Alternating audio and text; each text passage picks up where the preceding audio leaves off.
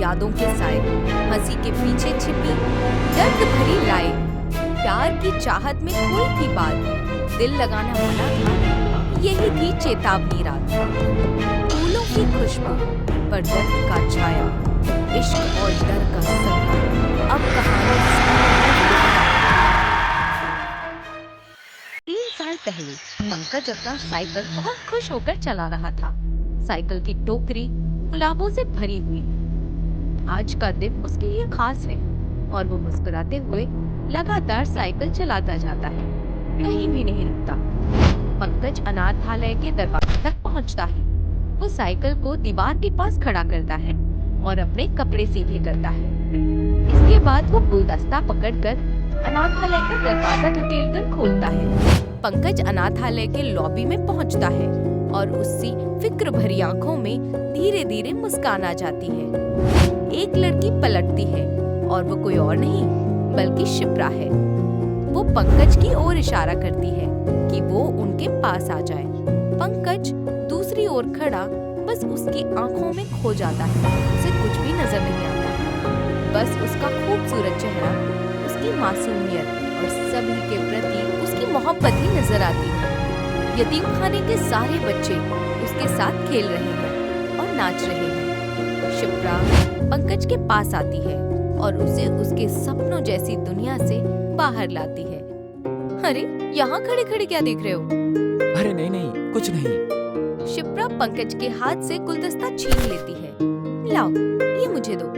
अरे लेकिन ये... पंकज कुछ कहने की कोशिश करता है मगर अचानक सब भूल जाता है और शिप्रा के साथ जश्न में शामिल हो जाता है। शिप्रा गुलदस्ते को घूरती है और उसमें से फूल को वहाँ के देखभालकर्ताओं और शिक्षकों में बांट देती है।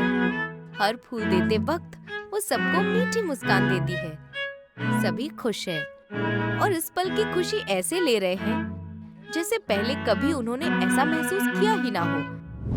जश्न के बाद पंकज और शिप्रा घर लौटते हुए सड़क पर चलने लगते हैं। पंकज अपनी साइकिल को हाथ से ढकेलते हुए बात करता है। इतना मजा आया ना? हाँ, काफी। तुम खुश हो? बहुत ज्यादा। ऐसा लगता है कि यही तो जिंदगी है, इसे जी भर के जी लो। अच्छा, और बाकी? बाकी क्या, बस एक अच्छी सी जॉब चाहिए, एक अच्छा सा पार्टनर और छोटी सी फैमिली, लाइफ सेट। और कहाँ से मिलेगा अच्छा सा पार्टनर? सोचूंगी, अभी तो पता नहीं। मुझे पता। क्या? पंकज अपनी जेब से एक गुलाब निकालता है और शिप्रा को देता है। शिप्रा मुस्कुराती है जैसे उसे पता हो कि क्या हो रहा हो। क्या? मैं सीरियस हूँ। आपकी सीरियसनेस काफी लो बजट नहीं लग रही क्या? अभी तो है, लेकिन मैं जल्दी ही सब कुछ कर लूँगा। अरे हंस क्यों रही हो यार, सच कह रहा हूँ। तुम जानते हो कि हम दोनों ने कैसे इसी यतीम खाने में अपना बचपन बिताया है। मैं जानती हूँ कि हमारे केयर टेकर्स वहाँ पर जितना हो सके उतना ध्यान रखते थे, मगर चीजें हमेशा इतनी सही नहीं थी। लाइफ का इतना बड़ा डिसीजन लेने से पहले मैं हम दोनों को सेटल होते देखना चाहती हूँ। मना किसने किया है? पंकज हल्की सी मुस्कान देता है। वैसे तुम्हारा जॉब इंटरव्यू है ना कल? तैयारी हो गई? हाँ है तो, शायद। शिप्रा अपनी आंखों में यकीन लिए उसे देखती है और उसके कंधे पर हल्की सी थपकी देती है। अगले दिन पंकज इंटरव्यू पैनल के सामने बैठा है और इंटरव्यू लेने वाले लोग उसकी बातों से खुश नजर आ रहे हैं। You are hired. पंकज तुरंत मुस्कुराता है और सहमति में सर हिलाता है। ऑफिस से बाहर निकलते ही पंकज शिप्रा को कॉल करता है। जैसे ही वो कॉल उठाती है, पंकज उत्साह से तुरंत बात करना शुरू कर देता है। Congratulate me, I am hired. यार मैं तुम्हें बता भी नहीं सकता how happy I am. तुम कहाँ हो मुझे बताओ, I'm coming for you. जैसे ही वो दूसरी तरफ से कुछ सुनता है, उसका उत्साहित चेहरा धीरे धीरे मायूसी में तब्दील हो जाता है। आज का दिन है। पंकज अपने टेबल पर सोया है और उसका फोन बज रहा है। कुछ वक्त बाद उसका फोन फिर से बजता है। इस बार पंकज उठ जाता है, स्क्रीन की ओर देखता है और पता चलता है कि कॉल उसका दोस्त सुजल कर रहा है। वो कॉल उठाता है। भाई क्या हो गया? मैं 1 घंटे से तुझे कॉल करने की कोशिश कर रहा हूँ। आज जाना है या नहीं? पंकज कुछ नहीं कहता और वहीं स्थिर बैठा रहता है। भाई भाई हेलो, 1 घंटे में पिकअप कर सकते हो मुझे? ठीक है, मैं शार्प 1:30 बजे तक पहुंच जाऊंगा। पंकज कॉल रख देता है, उठता है और बाथरूम में चला जाता है। कुछ वक्त बाद पंकज फुटपाथ पर खड़ा होता है जब सुजल उसे अपनी बाइक पर ले जाता है। सुजल इंजन स्टार्ट करता है और बाइक चलाता हुआ आगे बढ़ जाता है। पंकज और सुजल अस्पताल पहुंचे हैं। वो बाइक को पार्किंग एरिया में खड़ी करते हैं और अंदर चले जाते हैं।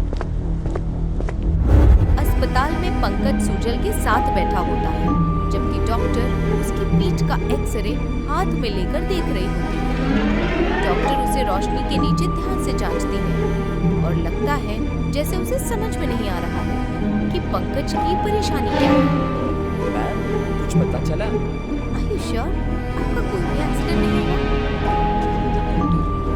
लास्ट एग्जामिनेशन में जो आपके स्पाइन का वेचर था, इस बार उससे भी ज्यादा हो चुका है। मैं भी ऐसा केस पहली बार देख रही हूँ। इसका इलाज क्या है डॉक्टर? मैं कुछ मेडिसिन और एक्सरसाइजेस बताती हूँ, आप उसे फॉलो करना स्टार्ट कर दीजिए। सुजल और पंकज एक दूसरे को देखते हैं और फिर डॉक्टर की ओर नजर डालते हैं। शाम को पंकज और सुजल एक मामूली छोटे से होटल में बैठते हैं और सस्ता खाना खाते हैं। वो आपस में बात करते हैं। ये ले, आज का जुगाड़ तो हो गया, अब कल का पता नहीं। पंकज खोया हुआ सा लगता है। वो बस अपनी सूप को हिलाता है और खाली नजरों से घूरता रहता है। अरे खा ले यार, तू भी क्या याद रखेगा, दोस्त हो तेरा। थैंक्स यार। Mention not. वैसे यार एक बात बोलूं? पंकज एक निवाला लेकर खाते हुए सर हिलाता है। काम करना कब स्टार्ट करेगा यार? पंकज तुरंत रुक जाता है और अब उसे चिड़चिड़ाहट होती है। देख, ऐसा नहीं है कि मुझे तुझ पर खर्च करने का दुख है, लेकिन मैं तुझे ऐसे नहीं देख सकता यार। उस बात को बीते हुए 3 साल हो चुके हैं। तू कब तक उस चीज की सजा खुद को देता रहेगा? पंकज अपना बैग उठाता है और उसे चिड़चिड़ाहट में उसे ढूंढने लगता है। छोटा सा सोने का लॉकेट निकालता है और टेबल पर रख देता है। ये ले, इससे बेचकर पैसे ले लेना, मेरे पास अब यही बचा है। पंकज पंकज पंकज घर पहुंचता है, दरवाजा खोलता है और पाता है कि शिप्रा उसके बिस्तर के पास कुर्सी पर बैठी है। पंकज इस पल में पहली बार मुस्कुराता है। वो देखते ही खुश हो जाता है कि शिप्रा वहां बैठी है। हल्की सी संगीत की धुन बजती है। संगीत की धुन पर पंकज शिप्रा के साथ नाचता है। ये पल गुलाबी सा लगने लगता है और दोनों पूरी तरह से एक दूसरे की मोहब्बत में डूबे होते हैं। पंकज उसे अपने पास कसकर पकड़ लेता है, जैसे कभी छोड़ना ही ना चाहता हो। घड़ी पर नजर पड़ती है और वक्त रात के 2:05 हो रहे हैं। वो दोनों नाचते रहते हैं और बाहर खिड़की से देखने पर ये मंजर बहुत ही खूबसूरत और शांत लगता है।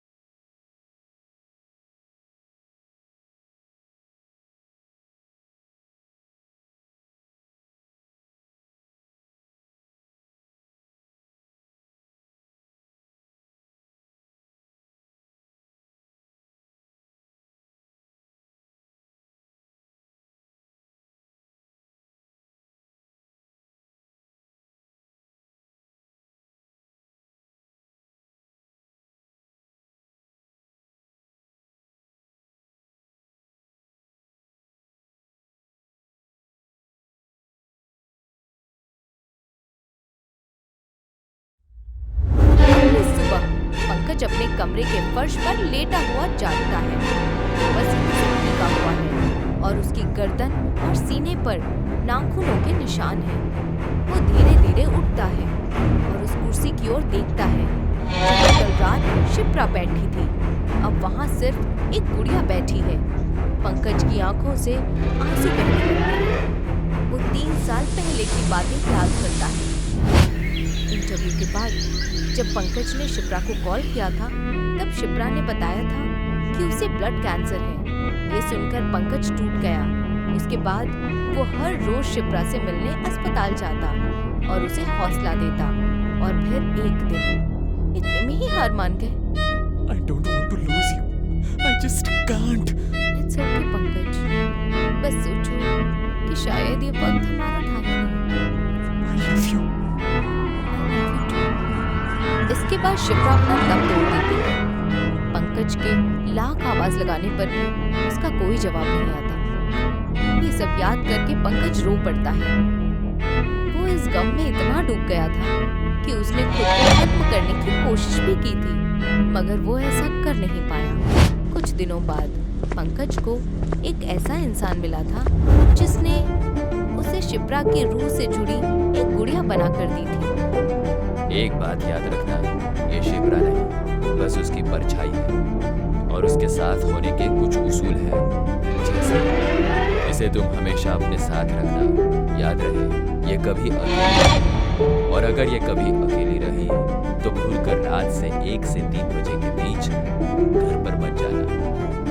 और अगर ऐसा हुआ तो ये आयाम के उस दरवाजे से जुड़ी है जहाँ से शिप्रा नहीं और भी कोई आ सकता है। रात 1 से 3 के बीच इस पर शैतानी रूह काबू में आएगी।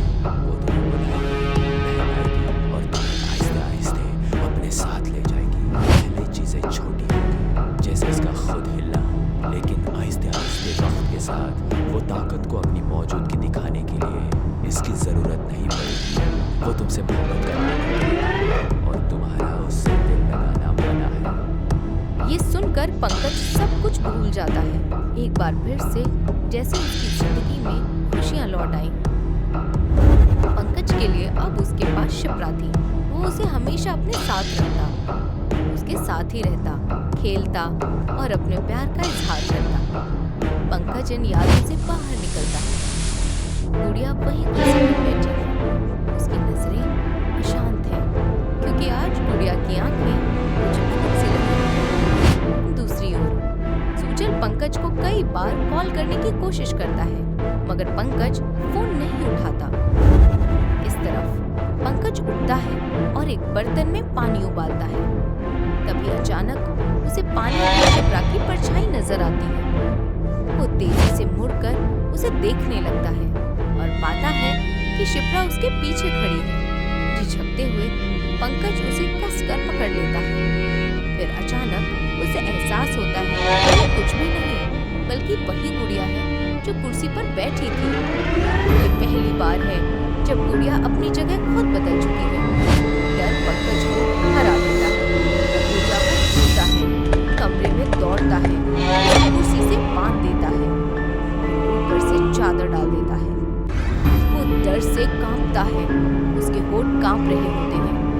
पंकज बिस्तर पे कूदता है, अपने ऊपर चादर खींचता है और डर के मारे कांपता है और लेट जाता है।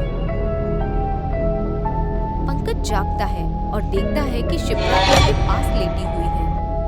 वो तुरंत उसे कसकर पकड़ लेता है और उसके कंधे पर सर रखकर रोने लगता है। कहाँ चली गई थी तुम?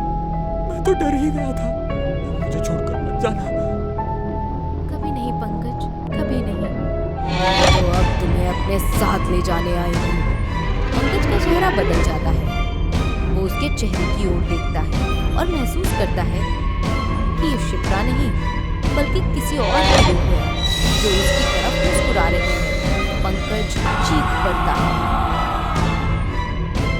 पंकज अपने बिस्तर पर जागता है और समझता है कि ये सिर्फ एक सपना था। वो राहत की सांस लेता है। वो दूसरी तरफ देखता है और देखता है कि शिप्रा कुर्सी पर बैठी है, उसे देख रही है। कोई शब्द नहीं, बस उसकी आंखों में मोहब्बत दिख रही है।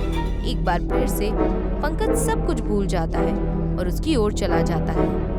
उस दिन मैंने हर वो कड़ी तोड़ दी जिसने मुझे बचाए रखा था। मैंने अपने आप को उसके हवाले कर दिया। हर दिन, हर शाम, हर रात उसकी हो चुकी थी। मैंने वो हर चीज की जो ठीक नहीं थी, पर अब ये गलती मुझे खत्म अपने कमरे में बिस्तर पर बैठा है। ऐसे रो रहा है जैसे उसने कोई गुनाह कर दिया हो। उसके पास कई पोलराइड तस्वीरें पड़ी हैं जिनमें वो शिप्रा के साथ है। वो ऊपर दिखता है और अपने कमरे के कोने में उस लड़की की शैतानी रूप को पाता है जो दीवार से चिपकी हुई